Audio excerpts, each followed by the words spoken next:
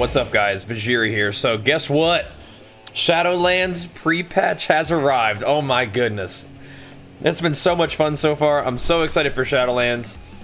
And after ending off BFA strong with earning another rank 1 title, feeling pretty good. So checking out Arms Warriors and PvP has been a blast so far. And one of the things that I wanted to do for you guys, because we're getting a lot of questions in the stream and it's just a sort of natural thing to do when we get a new expansion rolling in, is to talk about some of the changes. So if you guys have seen my Shadowlands Arms Warrior updates video from beta, you're probably going to be familiar with a lot of these changes, but just for fun, we can go over them again.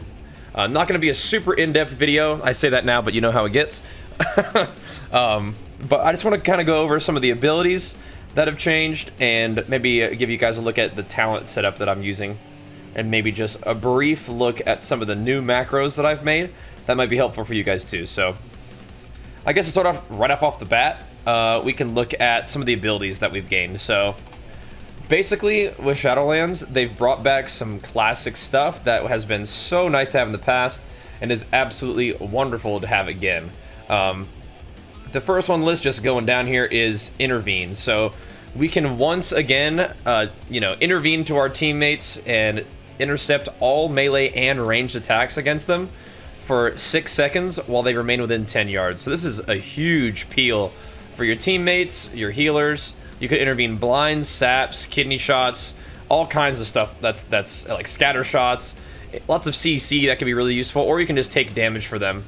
Especially when you pair that up with something that is new for Arms Warriors, unless you had the Bastion of Might talent in BFA from your traits. But anyway, Ignore Pain. So all specs of Warriors now have Ignore Pain, where you fight through the pain and ignore 50% of the damage taken, up to a certain amount of total damage prevented. That costs 40 rage for Arms.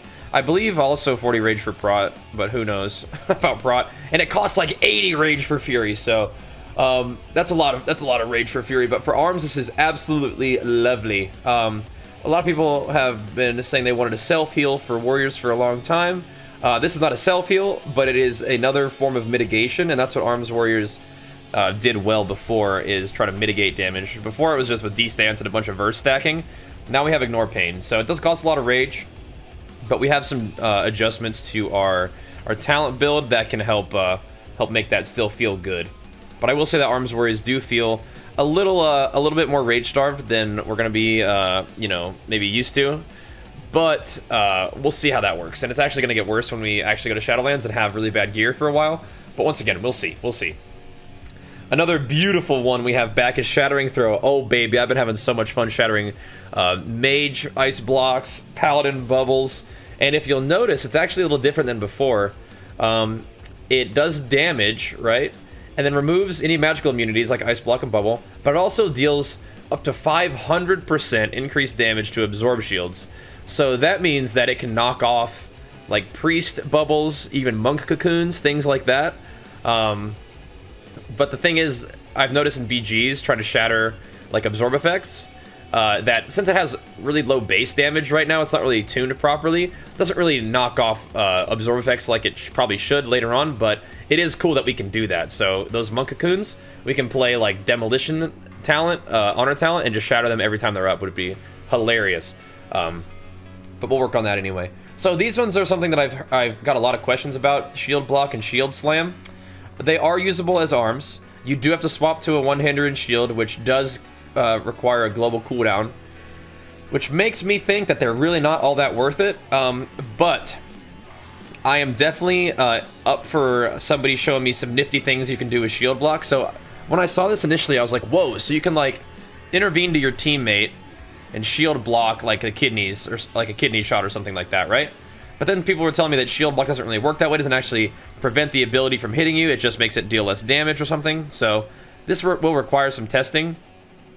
But just my initial impression is, when people are asking me, do I need to have a one-hitter and shield swap macro? My answer is no. I think this is probably mostly just left over from when you're leveling. I don't know if you guys have leveled a new warrior in the Exile's Reach zone. I did that in beta, and I noticed that leveling from 1 to 10, they pretty much just like, you don't have a specialization yet, but you do basically use a one-hander and shield. And Shield Block and Shield Slam are abilities that you get when you're leveling. So I think those are just leftover, kind of like how Strike used to be a leftover thing, you know, back in the day, back in Kata. Yeah, so you could maybe do some really cool stuff with Shield Block. Shield Slam may exist so that you can actually press a button, like, that's rotational, like while you have a shield out, because you can't Mortal Strike with a one-hander out. So, I'm pretty sure. So, yeah, I don't think this is a big deal. Let's not dwell on that too much, but yeah, you can maybe do some cool stuff with Shield Block, but right now I wouldn't worry about this too much. You can try it if you want to, let me know what you think. And Spell Reflect is now a baseline talent. This is really cool, but I do have a bit of a problem with it, and we've talked about it a ton on stream, and I've mentioned it before. I'm going to try to make this quick, is that Spell Reflect is now baseline. It used to be an honor talent, but it only reflects one spell. So, like, if you can feel like a Death Coil is coming from a lock, but he has like a imp pet out, and his imp like hits you with his little imp attack, and you reflect that, and then get coiled the very next millisecond, that's really troll and really annoying. So I would really wish that this was like back to like even if it's just like it reflects all spells for like 2 seconds or something. That would be nice, so you don't get caught in those kind of lame situations where like a little dinky spell takes your spell reflect, and then you get, you know, CC'd even though you're trying to, you know, play well and reflect on time. That's kind of annoying, especially due to the fact that we're now losing Conflict and Strife, which used to grant us Sharpened Blade baseline. So then we had 3 honor talents to choose from, and we use Sharpened Blade every single game of Arena. Every time, all PvP, you have Sharpened Blade. You didn't always use Spell Reflect, but now Spell Reflect is the baseline, and we have to take Sharpened Blade every game. So now we only have 2 honor talents to play with, and Spell Reflect is actually nerfed. So that actually leaves us a little bit nerfed in that particular interaction, which I'm not thrilled about, but whatever. We can work on this. Spell Reflect, I think, should be reverted back to the way it was. 3 seconds would be great. And then we're pretty good. It still doesn't really solve the problem of always having to take Sharpened Blade. This is still an issue, because only having 2 honor talents to play with is not a great feeling, but we'll work on it. Get you guys a little sneak peek of them talents. I don't know. Yeah, so there's one more thing to look at here. Of note is that Piercing Howl is baseline.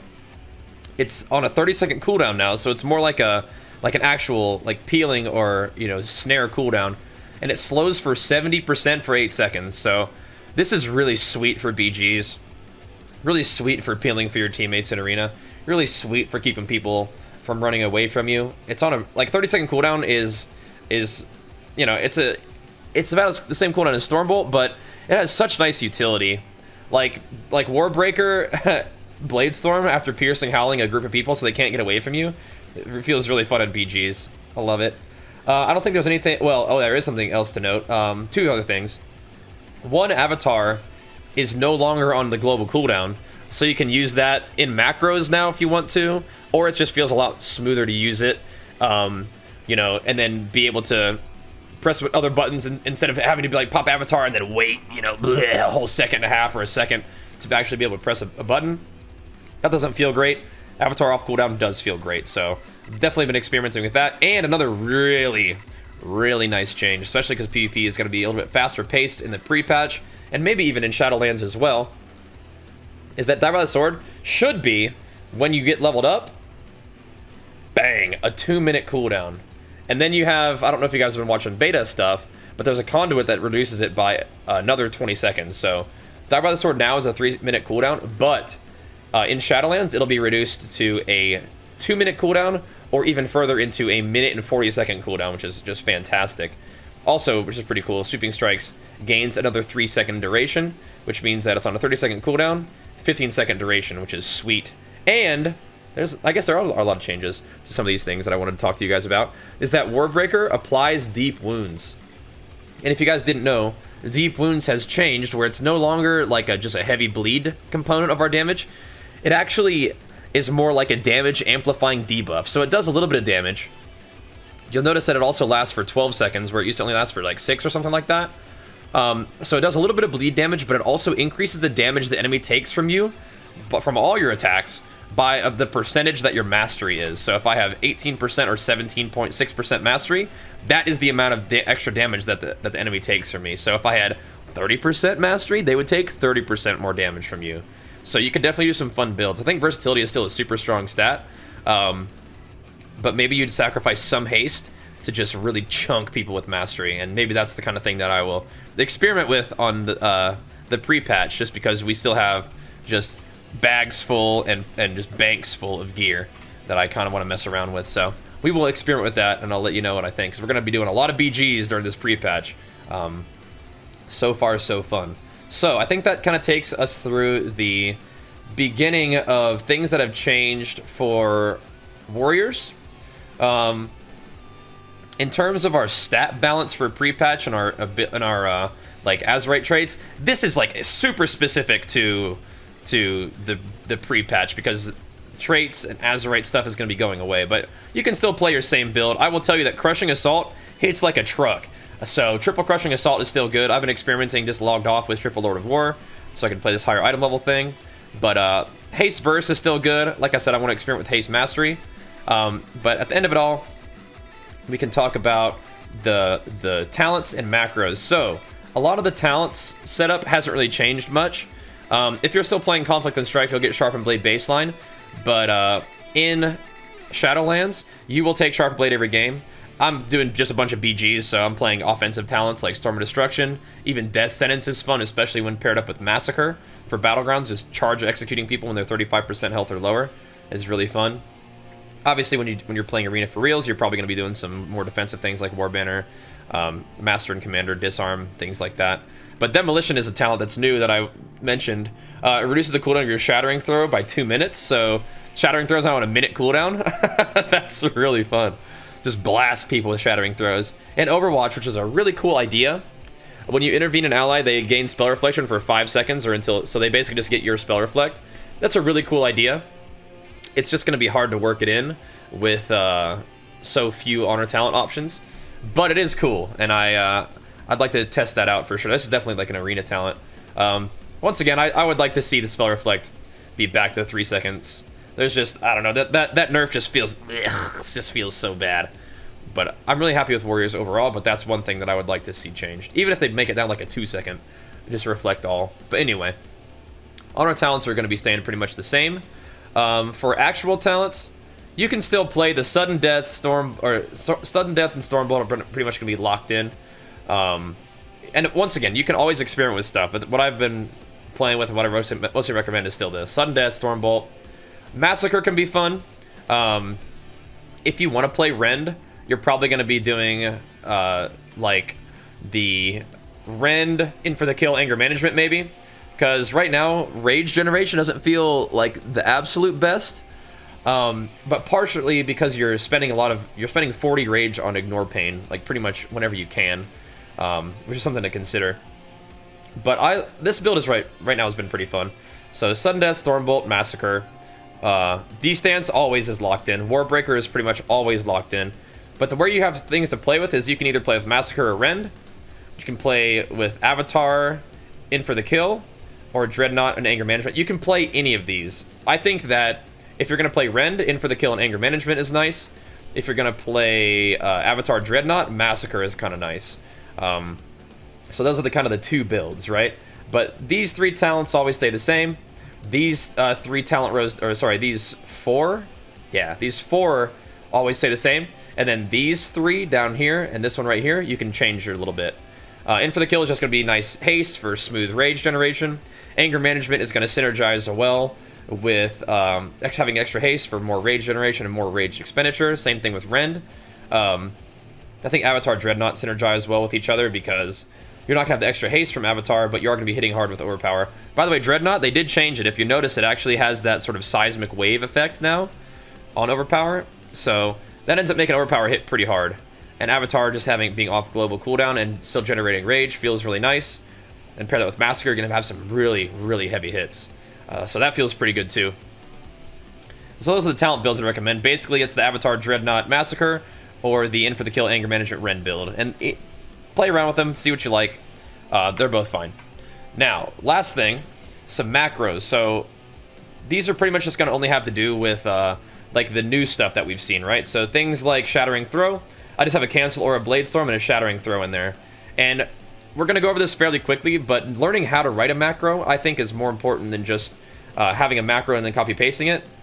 The basic setup for a lot of this stuff is you do a little hashtag show tooltip, and this will show the tooltip of the ability that you want to see on this little thing.